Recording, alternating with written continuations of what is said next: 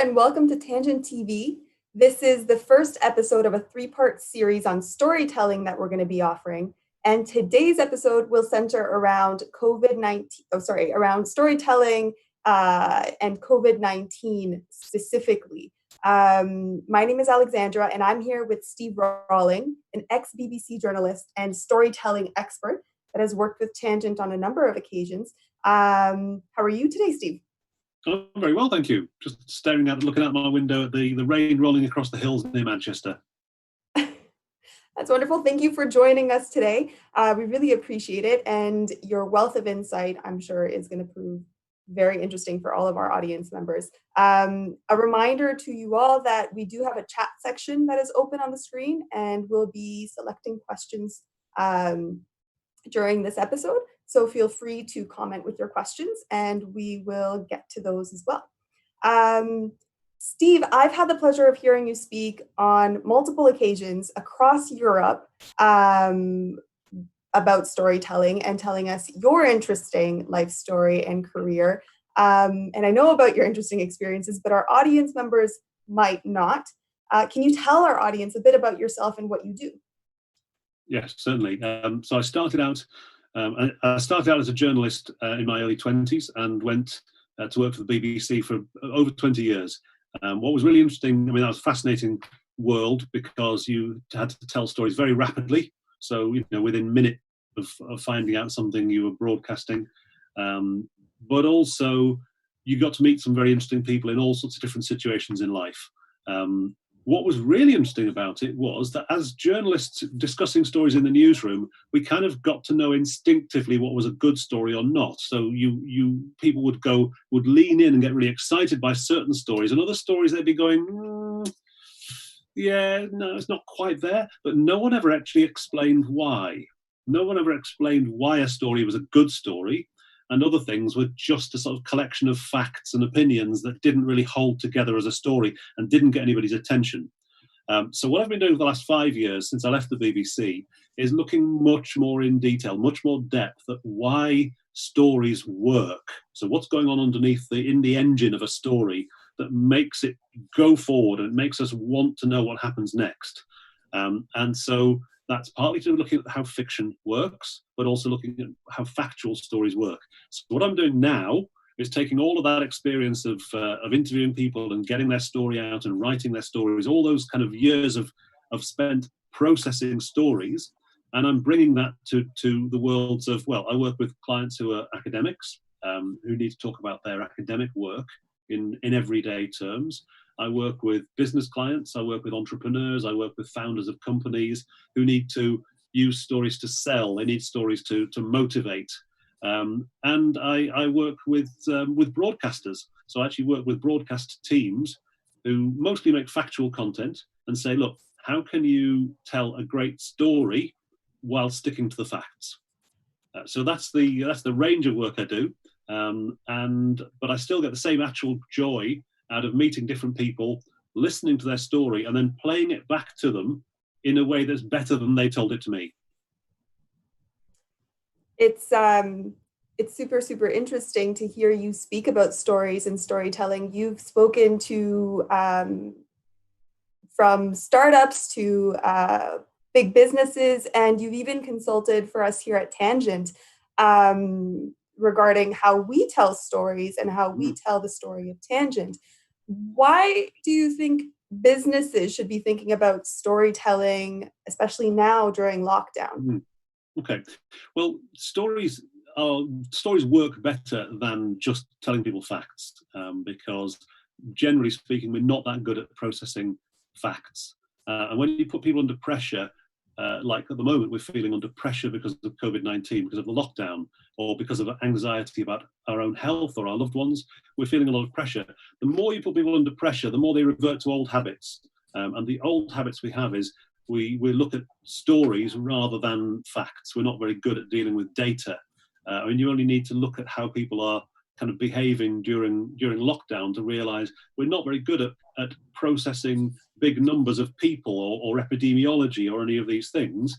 What we're looking at is that guy in the shop, he's stockpiling toilet rolls. He's a bad person.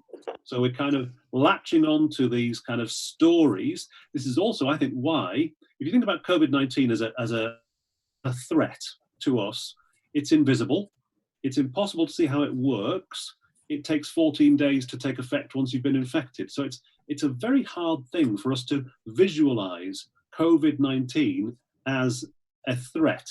So what we do instead is we create conspiracy theories, because conspiracy theories about 5G masts or conspiracy theories about blaming the Chinese, well, there's a visible enemy. There's a visible personal enemy that we can latch onto. And that's why conspiracy theories are going crazy right now, because we're not good at dealing with data. However, to the point you were asking about of, well, if you're running a business now, so you're watching this as a business and you're thinking, well, why do stories matter now? It's because we're hungry for them. So we're hungry for all kinds of different stories anyway. In a crisis, we're particularly alert. And there's two types of story we're particularly alert to. One is the story of people behaving altruistically. So people doing the right thing. But we're also hyper alert to people doing the wrong things, behaving selfishly, which is why I said, when you go to the shops, you are looking at other people's trolleys, right, and judging them based on what they've got in their trolley, right? Because we're looking at their behavior and thinking, are they behaving selfishly? Any company at the moment who appears to be putting profits before people are going to get very harshly judged, and they'll get torn apart on social media because we're hyper alert to selfish behavior in a crisis. We're also very alert to altruistic, to good behavior. What you'll see a lot of companies, what I see a lot of my clients doing at the moment is kind of latching on to, particularly on social media, latching on to positive stories that they want to share.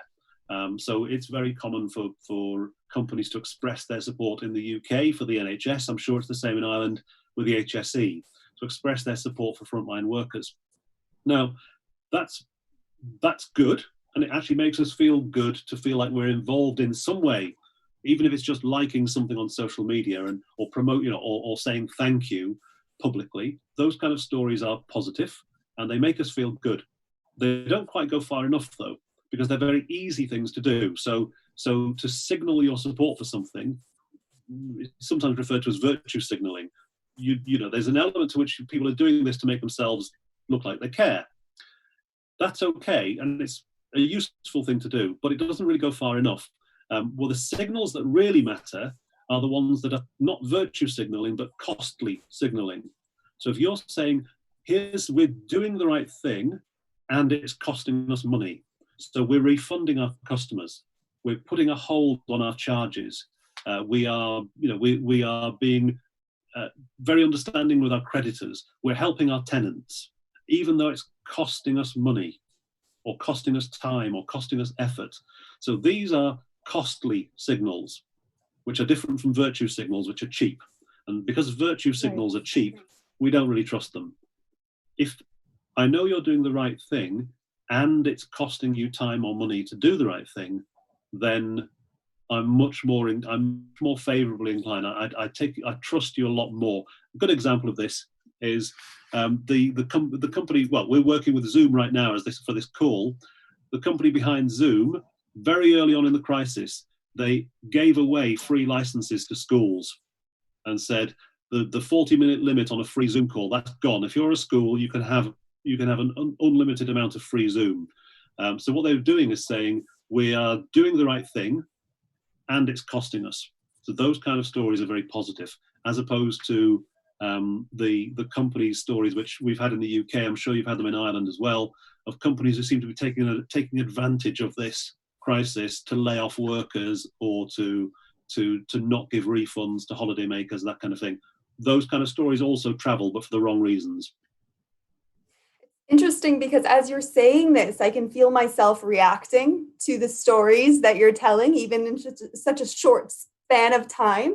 The companies that are taking advantage of maybe the circumstance really make me cringe almost right away, whereas the ones that are giving away some of the services free and at their own cost, they made me smile immediately. This is not rehearsed. Well, so if you're watching now and you're thinking, well, what can I actually do to help in this situation? So I'll give you an example. One of my client groups in the UK are estate agents. And you think, well, what can estate agents do in a lockdown? They can't sell houses anymore. So what can they do that's helping the community? Well, what they're doing is they're doing two things. They're looking at what they're good at. So estate agents are good at dealing with home and stuff to do with homes, but they also know the local community in their area really, really well. So some estate agents are helping out with food banks, getting food to people who they know are on their own. Some estate agents are acting as kind of go-betweens between homeowners and tradespeople. Some estate agents are helping to find emergency accommodation for the homeless. So all of these things are really positive, and also they actually reflect well on your business, because your business is the business of home. I'll give you another example, not my client, but a great example. Scandinavian Airlines have retrained a group of their air stewards and stewardesses to be care workers. And so they're doing kind of low-level care in hospitals, freeing up the trained nurses to do the higher level, more demanding jobs. But again, if you think about it, with a company like Scandinavian Airlines, their role as stewards and stewardesses is to care. Therefore, what they're doing is they're taking the thing they're good at and they're using it in a different setting to help. So any business watching, think, okay, what are we really good at? You know, what's the core of our business? What are we really good at? Is there a way in which we can take this thing we're really good at and put it to public good, put it to good use to help out in the crisis? Because that reflects, people will remember these things, and it reflects well on you. Look, we're really good at, we know the local community. We have connections with local tradespeople. Whatever it is, there's something that you're good at that you can put to good use. And doing good is, of course, the key message here. But sometimes it's also useful to consider how to communicate that you're doing good. So putting your stories maybe up on an online platform so that people and customers in the future could also engage with you. Yes, there might be, sorry, go ahead. No, you're right. It's, I mean, the online platforms, the social media platforms, LinkedIn, Facebook, and many others, they're cheap and easy to use. I mean, you only need to have a mobile phone with camera and think, okay, we're doing something. Make sure that you get some photographs, get some video, talk about it. Talk about it in practical terms. So don't talk about your kind of, your principles and your values and your mission. Don't just talk about it. Tell us what you've done. Because when you tell us what you've done, well, we can picture it in our heads. If you talk about, I don't know, let's say, for example, we're really committed to, we support frontline workers and we're really committed to the community. Well, if those are just words and I can't see anything in my head, there's no movie playing in my head. If you say, we're letting NHS workers come to the front of the queue every morning in our supermarket, and they get priority for the first 2 hours of the day to do their shopping. Well, all right, there's a movie playing, yes, because you can see it. So you have to think, when you're telling the story, don't just tell us why you're doing something, don't just tell us what your values are, tell us what you're actually doing, because then we can see it. And as we say, seeing is believing. So if we can see a movie playing in our head, we take it much more, it's much more memorable, and we take it much more seriously than just some sort of vague commitment to values. Right, like you said, the raw data doesn't always compute as easily as a movie rolling in our heads. Steve, a lot of people are looking forward towards coming out of this crisis and out of the pandemic. How do you think that stories can help you think about recovery from a crisis? They definitely can. It's interesting, when you go into a crisis, because there's no doubt we've gone into a crisis, and you kind of look back 6 months ago and think, well, actually, we were kind of in our comfort zone then. And in the comfort zone, there were things we were doing that weren't right. So I said to you earlier, last year, when I was meeting clients face to face to doing this kind of training work, I probably flew around Europe 30 times in 1 year, 30 separate flights. Well, was that the right thing to do in terms of sustainability, in terms of environmental impact? Now I'm working with clients entirely over Zoom. It's not the same. It's not the same, but it's all, will I go back to flying 30 times a year around Europe? Probably not. There's something I've discovered in this crisis, which is the value of doing online work, which I'll take into the we're not going back to business as usual. So the answer to the question is, there's something good in the crisis. There's something you discover that matters. So it feels like a dark place, but there's something good down here, something worth hanging on to. And that's what you need to look for in the crisis. What have you got that's good? The other thing to think about is, when you're leading teams out of this crisis, there's a very interesting book by a guy called Daniel Pink, who talks about what is it that drives people, what gives them motivation. And the answer is, it's not money. And he said, what we are motivated by is having autonomy over our working lives, feeling like we have mastery, we're good at something, and feeling like we have a purpose. I said these three things, autonomy, mastery, and purpose, are far more motivating than money. Now, if you think about this in the context of COVID, there are companies now who have given their staff huge amounts of autonomy because people are working from home. And so they're trusting their staff to just get on with the job and do the best they can without coming into the office. Okay, that's positive for the future. So how can we go back into the new world, but give people more autonomy? Because that really motivates them. Also, when you think about that second area, mastery. Many of us have mastered new skills. We know how to use Zoom. We know how to communicate on social media. It's forced us to become far more digitally literate than we were before. So again, how do you increase that in the new world? Give people mastery of new skills. But the last one, purpose, that's really strong. We've become so aware of what really matters in life. And it's not what we thought it was. It's community, it's family, and it's health. We've become so aware of these are the things that matter. So this is our purpose. And this is what really motivates us, is doing good for ourselves, for our family, for our community. So when you're thinking about leading your organization into the recovery, think about those three things. How can you give people the kind of autonomy they've had in the lockdown, right? How can you keep that? How can you improve that mastery of digital skills that they've started to acquire? And how can you relate what you do to that bigger purpose of doing good in the world that we've had to focus on during COVID?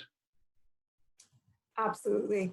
So I'm not sure if we have a lot of time left. I think we do have a lot of questions for you still, but perhaps there's another opportunity that people can connect with you. Would you be able to just quickly give us a plug about yourself and your business? Yeah, sure. So the best thing in terms of people asking questions, what I'd love to do is if people want to find me on LinkedIn. So LinkedIn, just search Steve Rawling. I think there's only one of me on there.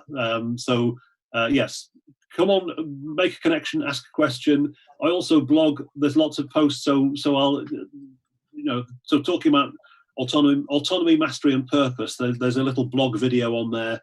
Talking about those things, talking about recovery stories. LinkedIn's the best place to have the conversation. And what I would also say is that if you're in a business and you need to put together any kind of public health message related to COVID, related to lockdown, and you want some advice on how to do it, I'll give you that advice for free. That is an amazing opportunity. And I can say that working with Steve on various occasions, I know, and I can testify to how useful his feedback on your messaging could be. I highly encourage you to get in touch with him. And if you have any questions, please send them right along. We were also going to touch upon how leaders might be preparing for a post-COVID world a little bit more, but we didn't have time today. So like I said, feel free to get in touch with Steve after this. So thank you so much for your time today, Steve, and thank you to our audience members for tuning in. We hope to see you next week for the second episode of Storytelling. And next week, you will be joined by Shreya Patar. Thank you so much. Have a wonderful afternoon, everybody. Cheers. Bye, Steve.